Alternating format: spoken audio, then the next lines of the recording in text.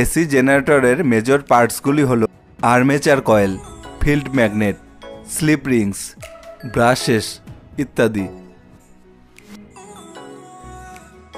এখানে যে magnetic flux produce করে তাকে ফিল্ড ম্যাগনেট বলা হয়।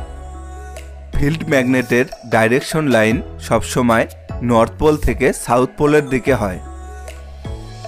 আর্মেচার হলো একটি কয়েল, এটি লেমিনেটেড সফট আয়রন কোর দিয়ে তৈরি। স্লিপ রিংস হলো বৃত্তাকার দুটি রিং, এই রিং দুটি আর্মেচারের দুটি প্রান্তের সঙ্গে কানেক্টেড থাকে। আর্মেচারের সাথে সাথে রিং দুটি সেম এক্সিসে ঘুরতে থাকে। ব্রাশ দুটি স্লিপ রিংয়ের সাথে সর্বদা সংযুক্ত থাকে। আর্মেচার কয়েলকে মেকানিক্যাল এনার্জি দিয়ে ঘোরানো হয়। আর্মেচার কয়েল ম্যাগনেটিক ফ্লাক্স লাইনের মধ্যে ঘুরতে থাকে। এর ফলে কয়েলের মধ্যে ইএমএফ জেনারেট হয়। আর্মেচার কয়েলের কন্টিনিউয়াস মোশনের ফলে এক্সটার্নাল সার্কিটে কনস্ট্যান্ট কারেন্ট উৎপন্ন হয়। এখানে দেখো গ্যালভানোমিটারে কারেন্ট ফ্লো শো করছে। আর্মেচার কয়েলের কমপ্লিট একটি রোটেশন কেমন হবে ওয়েভফর্ম দিয়ে দেখা যাক।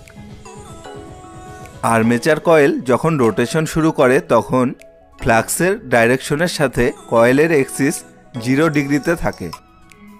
এই অবস্থায় ইএমএফ ইন্ডিউস হবে না, কারণ এখানে কোনো ফ্লাক্স চেঞ্জ হচ্ছে না। এরপর আর্মেচার কয়েল ম্যাগনেটের সাউথ পোলের দিকে মুভ করলে ফ্লাক্স লাইনের সাথে কয়েলের এক্সিস 90 ডিগ্রি অ্যাঙ্গেল তৈরি করবে। এই 90 ডিগ্রি অ্যাঙ্গেলে ম্যাক্সিমাম ইএমএফ ইন্ডিউসড হবে। কয়েলটি যখন 180 ডিগ্রিতে থাকবে ফ্লাক্স লাইনের সাপেক্ষে, তখন ইএমএফ 0 হবে।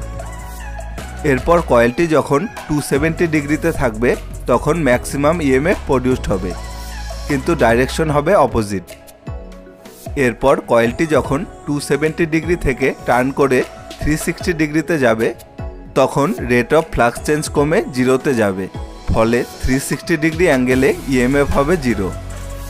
The number of cycles in 1 second is called the frequency of AC. The unit of frequency is Hertz. The frequency of AC used in our house is 50 Hertz.